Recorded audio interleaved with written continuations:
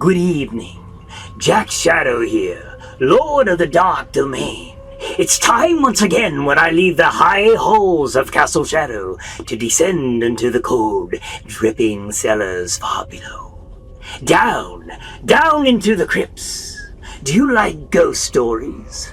Urban legends? Spine-tingling scary stories? Yes? Then join me tonight as I present another one of my cryptic tales. Gather close, if you dare. Now let's conjure up another chiller from the Book of Shadows, shall we? Tonight, a tale about a show much like this one. It's called Chiller Night Theater, but it's a hosted horror show broadcast every Saturday night across the airways and streaming feeds. Most people watch for the nostalgia of the old movies, or the laughs, the bad puns, the campy commentary over classic chills. But some see something else. A signal buried in the frame, a whisper in the static. And once they see it, they never watch the same way again. Are you ready?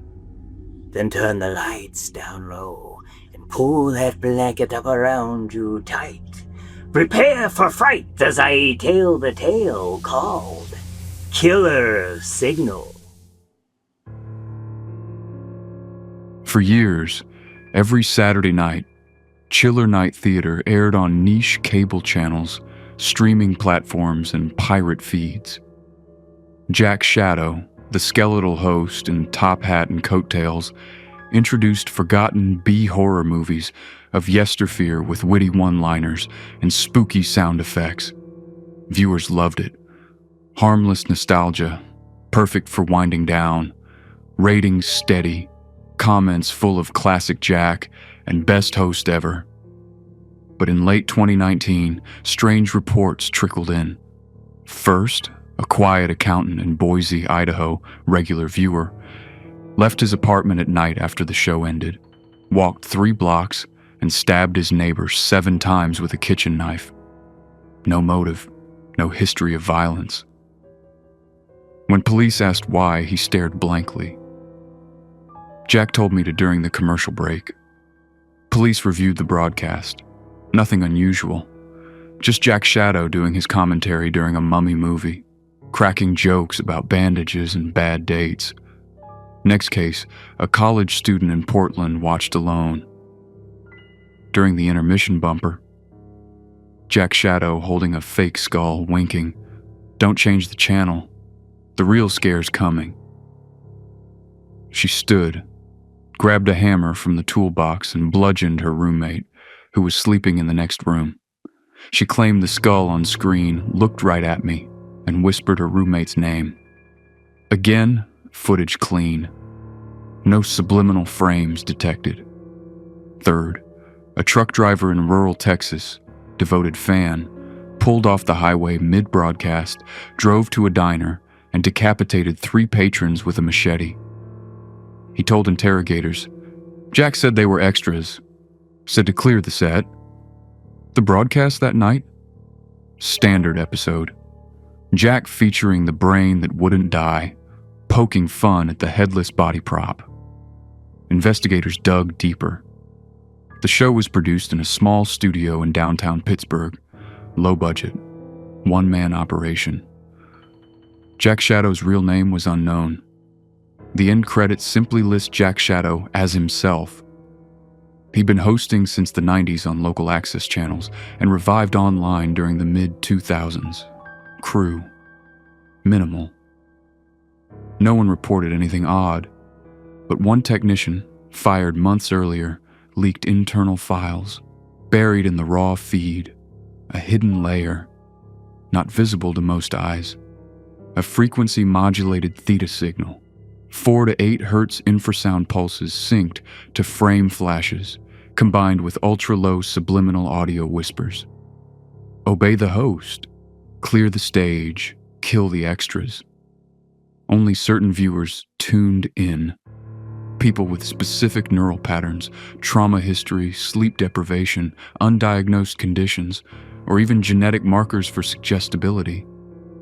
To them, the show changed. Jack's eyes locked on theirs through the screen. His jokes turned into commands. The bumpers in between the movie segments became screams. Most saw a fun horror show and comedy, but a few saw commands. The killings spread, sporadic, unconnected on the surface. A man in Ohio drowned his girlfriend during the late-night replay. A mechanic in Florida set fire to his shop with co-workers inside. Each killer claimed. Jack Shadow told me to during the show. Authorities pulled the broadcast. Streaming platforms yanked episodes. Jack Shadow vanished, studio empty, no trace, but the signal lingered. Pirate copies circulated on dark web forums, old VHS rips, clips shared in group chats, and every Saturday night some still tuned in, thinking it was just nostalgia. Last week, a viewer in Seattle watched a bootleg upload. During the bumper, Jack looked directly at the camera, eyes glowing faintly, and said, "Good night, my faithful. See you next week, if you're still breathing." The man stood, walked to his kitchen, picked up a knife, and stopped, shook his head, turned off the TV. He posted online the next day. "I almost did it. I heard Jack Shadow. I heard him so clear I deleted everything. Don't watch Chiller Night Theater alone." No one replied. The post vanished, but in quiet homes across the country, screens flicker on Saturday nights.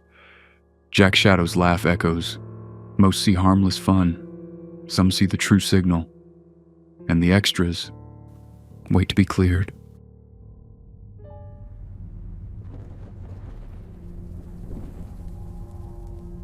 And so the broadcast continues, harmless to most, lethal to some. Every Saturday night, the signal hides in the frame, waiting for the right mind to tune in. Some watch for the laughs, others watch and obey. Ever feel a whisper during a late-night show? A command during the program? Tell me in the comments, what would you do if I, Jack Shadow, looked right at you and said your name? What would you do if I told you to clear the set? Subscribe if these scary stories chill your blood. I'll have more cryptic tales coming soon, so be sure to turn on the notifications. I hope you enjoyed tonight's story. Join me next time for more frightening fun as I present another of Jack Shadow's Cryptic Tales. Until we meet again, I bid you adieu, my children of the night.